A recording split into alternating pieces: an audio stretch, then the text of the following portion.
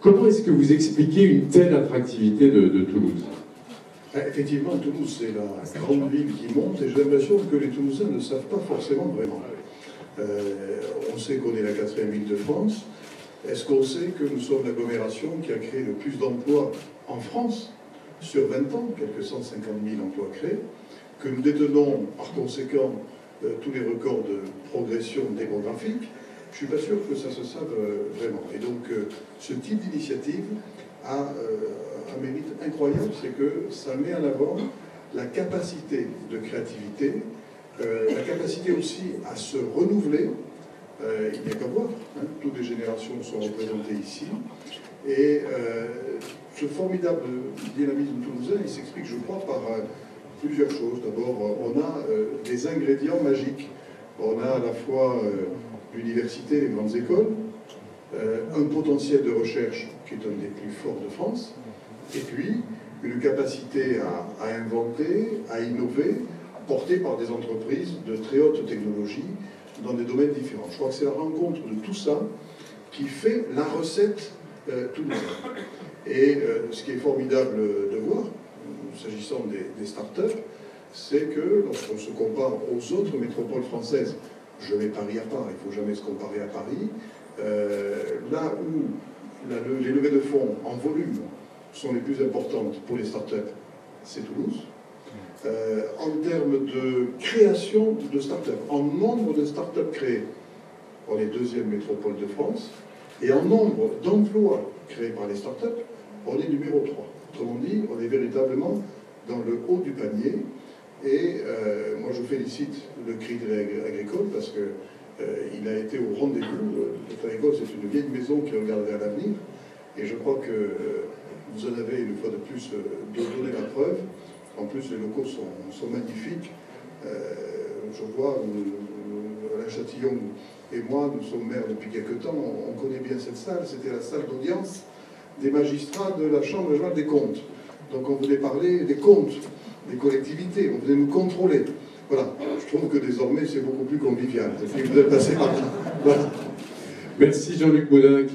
Je vais accueillir maintenant Bertrand Serpe, qui est vice-président de Toulouse Métropole et qui est en charge de l'économie numérique et de la robotique. Et je vous invite à l'applaudir. Bertrand Serpe, vous êtes l'un des principaux artisans du projet Smart City à Toulouse. La ville intelligente peut-elle représenter des perspectives intéressantes pour des startups de l'innovation? Et si oui, est-ce que vous avez des exemples emblématiques qui témoigneraient justement de cette opportunité? Merci, bonsoir de votre invitation.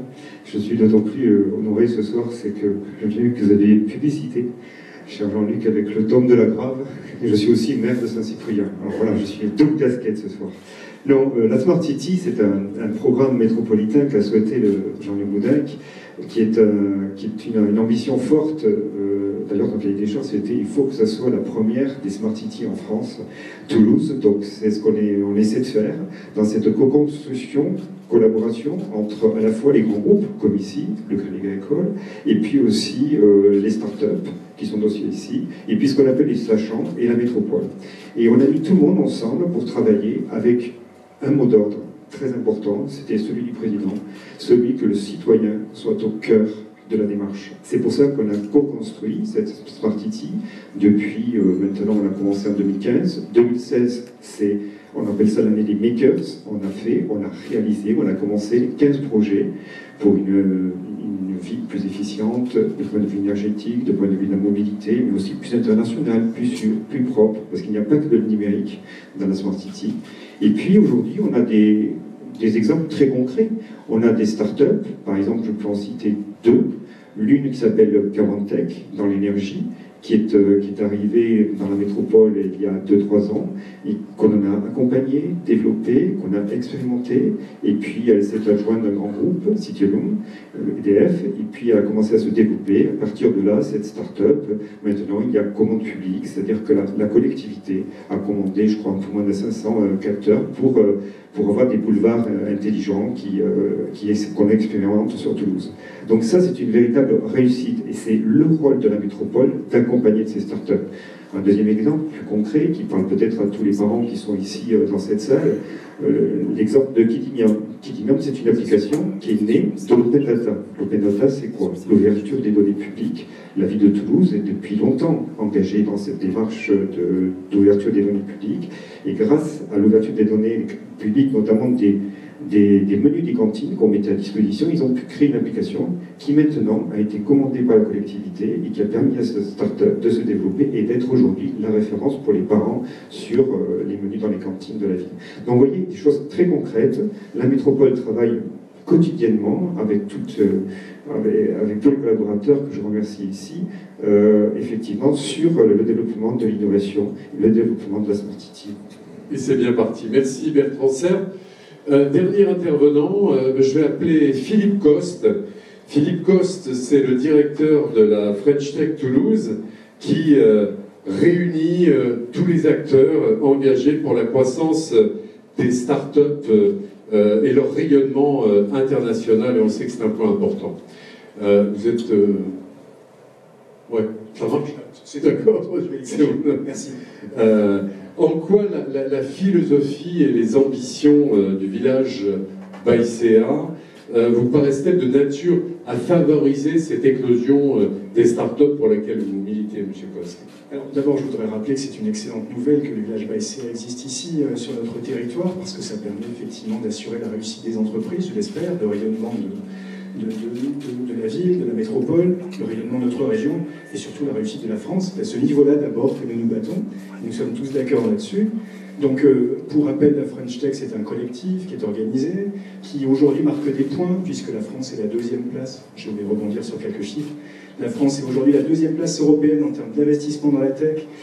Les entreprises de ce club qui réussissent en hyper-croissance, qu'on appelle éligible au Pass French Tech, aujourd'hui bénéficiaires de ce programme que nous menons au niveau national, ont augmenté leur chiffre d'affaires de 190%, c'est plus 70% de création d'emplois, et je pourrais continuer. Alors au niveau local, c'est une grande satisfaction aujourd'hui aussi, parce que le village Baïséa vient apporter une offre complémentaire dans un territoire qui connaît évidemment une très grande dynamique, vous l'avez rappelé, Monsieur le Président. Je ne vais pas continuer, les chiffres sont éloquents. Je pourrais dire qu'au niveau européen, nous sommes aujourd'hui considérés comme le top 3 au niveau français, dans le top 30 européen, pour l'accompagnement, l'émergence et surtout la croissance des entreprises d'hypercroissance. Enfin, le village Baïséa, c'est une très bonne nouvelle ici parce que c'est un dispositif, d'abord c'est un magnifique écrin, et je pense que c'est inspirant pour les entreprises qui vont le rejoindre.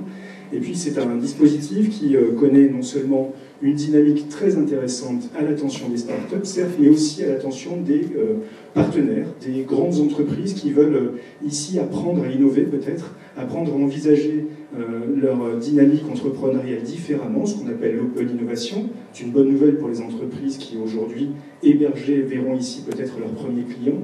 Et puis il y a un accompagnement à cette tâche qui est sans fin et qui est un enjeu fondamental pour notre territoire comme pour la France, la transition numérique de ces structures-là. Pour finir, c'est une très bonne nouvelle parce que c'est un acteur de plus qui a une demande phénoménale et que plus nous serons nombreux, plus la réussite sera au rendez-vous. Merci Philippe Coste, merci à tous les quatre. On les applaudit s'il vous plaît. Alors, ils ont tous très bien parlé du village Baïséa, mais un certain nombre d'entre vous ne le connaissent peut-être pas suffisamment. Eh bien, on va leur permettre de le découvrir à travers une petite vidéo de 2 minutes qu'on regarde tout de suite.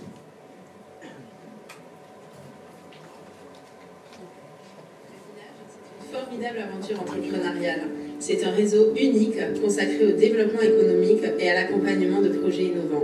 Au village Baïséa à Toulouse, nous accompagnons plus d'une trentaine de startups de la région. L'objectif du village est de créer de la valeur pour tous ses habitants, à la fois les startups, les PME et les grands groupes qui sont partenaires. Ce qu'il faut retenir avant tout, c'est que c'est un lieu d'ouverture, de rencontre, de création dédié à faciliter les échanges et les synergies entre tous ces habitants qui se croisent et qui vivent au village.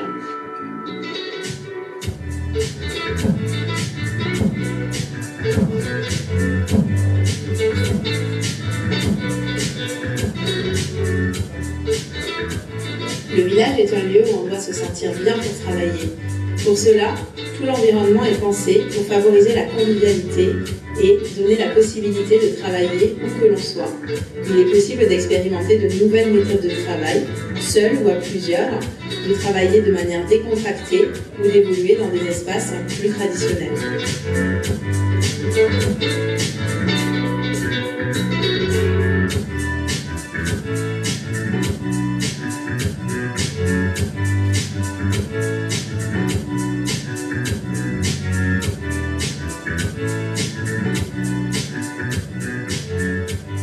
Et puis, on va aussi retrouver des espaces de travail plus conventionnels, avec des salles de réunion,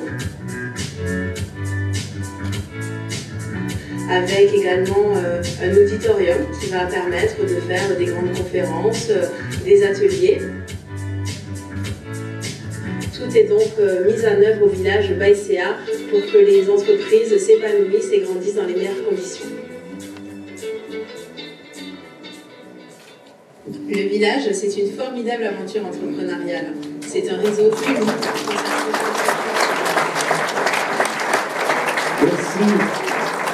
Merci Or Fournier. Alors, pour terminer cette soirée, je vais demander au président du Crédit Agricole Toulouse 31 de venir sur scène parce qu'un maire, même si Jean-Luc Boudinck ne la porte pas aujourd'hui, un maire normalement a une écharpe. Et c'est Robert Conti qui va remettre l'écharpe de maire ou de mairesse à Or Fournier. On y va.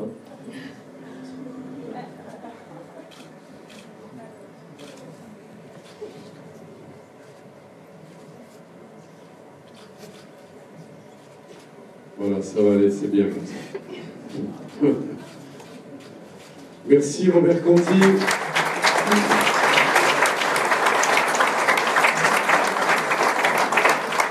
Vous avez quelques petits mots à nous dire, et puis après on aura une petite surprise avant de se retrouver au cocktail. Bonsoir à toutes et à tous. Et tout d'abord, je suis ravie de vous accueillir ce soir au village Baïséa. Je souhaite juste prendre quelques instants pour remercier toutes les personnes qui ont œuvré à la construction de ce très beau village. Alors tout d'abord, je tiens à remercier le Crédit Agricole Toulouse 31 et en particulier son conseil d'administration et la direction générale de me confier ce premier mandat de maire du village. Il est aussi très important de remercier l'ensemble des partenaires et donc moi je souhaite absolument les citer tous. Donc j'ai les petites notes pour n'oublier personne. Le groupe GA, Arteris, Philips Lighting, Ethics Group, L'Abattu Group, Square Habitat, le groupe La Dépêche, Descartes et Associés, Signature, Serre France, Media Meeting, Square Habitat, l'entreprise Poult, Microsoft, Météo France, mais également des acteurs d'écosystèmes comme l'Amédée, Digital Place et la French Tech, Epitech également, tous ces partenaires sans qui le village n'aurait pu prendre forme de cette manière-là. Je souhaite également citer ABC Architecture et le groupe GA qui a réalisé un travail incroyable. Ce bâtiment dans lequel on vous accueille ce soir, il a été totalement réhabilité en 4 mois de temps. Nous avons gardé quasiment que 4 murs et tout a été refait entre septembre et fin décembre. Donc vraiment bravo à eux. Enfin, je souhaite remercier l'ensemble des membres de l'équipe projet et toute l'équipe du village, avec une mention très particulière pour Delphine, qui j'espère est dans la salle et qui a réalisé un travail prodigieux depuis 1 an.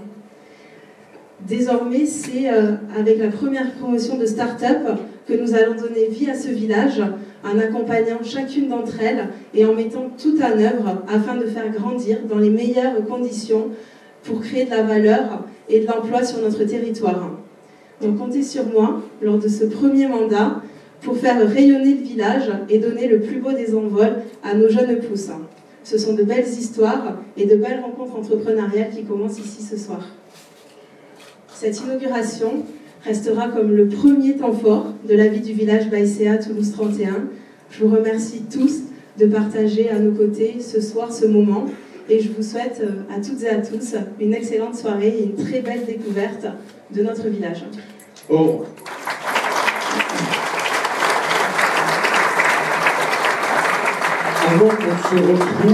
Avant qu'on se retrouve dans quelques minutes sur la place du village pour le cocktail, je crois que vous avez un truc un peu bizarre à nous présenter. Vous appelez ça le speed painting. C'est quoi? Kezako? Il ne faut pas se tromper avec du speed dating. Oui, oui. Speed painting, eh bien écoutez, c'est une surprise. Alors je vous laisse le découvrir avec moi.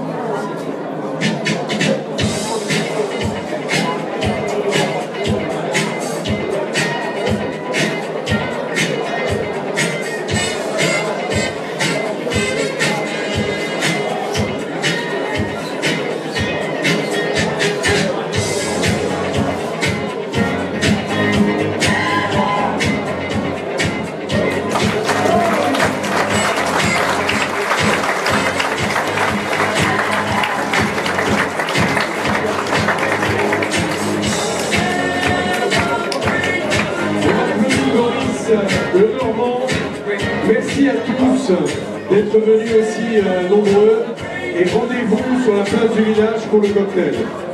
Merci, bonsoir.